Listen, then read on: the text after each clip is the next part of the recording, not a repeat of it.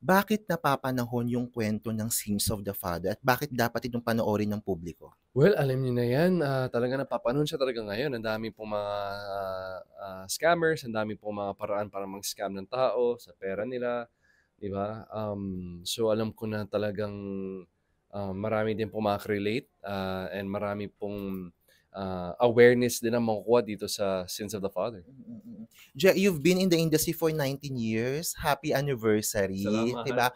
ba? Ito ba yung mga ganitong klase ng storya, ito na yung iniisip mong gawin bilang contribution din sa lipunan bilang artista? Opo, opo. Lagi ko naman po nire-request 'yan kapag may proyekto ako. Sana po may, social awareness, social relevance para may mauuwi din yung mga viewers natin. It's not just a typical love story or family drama. Talagang yung napapanahon and something people ano, kumbaga may mga matututunan.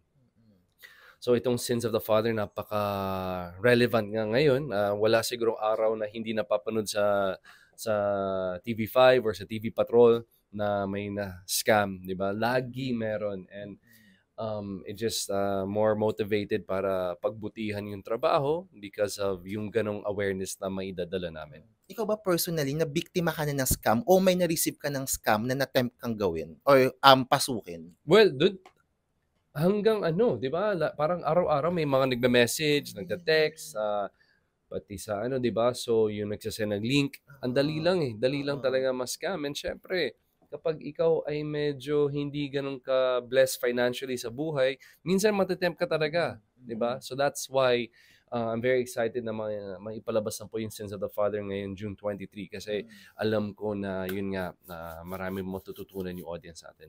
Speaking of audience, ang daming natuwa at nag-viral yung full trailer. Ooh. Kasi all-star cast daw, walang tapon. Oh, Parang from major roles to walang minor eh. Lahat yes. bigatin eh. Your thoughts on that? Grabe yung reception. Ay sobra, sobrang masaya po ako and, sabi ko nga napakasarap pumunta sa trabaho kasi alam ko yung mga katrabaho ko napaka-professional, napakagaling lahat. Walang tapon nga, sabi mo walang tapon sa cast and kagabi natapos kami ng 3:00 or 2:00 ng madaling araw.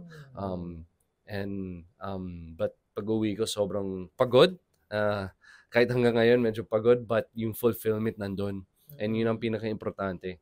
So, I'm just happy to be working with people, na super ano, sobrang, professional tsaka passionate. O ito, magsusumbong ka kay kay Action Man. Ano, nafi-feel mo bilang Samuel, magsusumbong ka? Kaya nga, eh, magsusumbong na talaga ako kay Sen kasi sobra-sobra na po yung mga naghahabol sa'kin.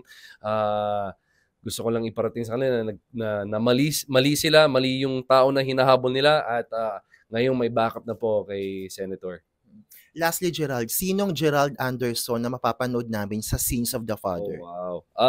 I think I'm more matured and, more passionate and more driven na Gerald Anderson as an actor. Pero more than the actor, sana po ay abangan niyo po yung bawat character at storya.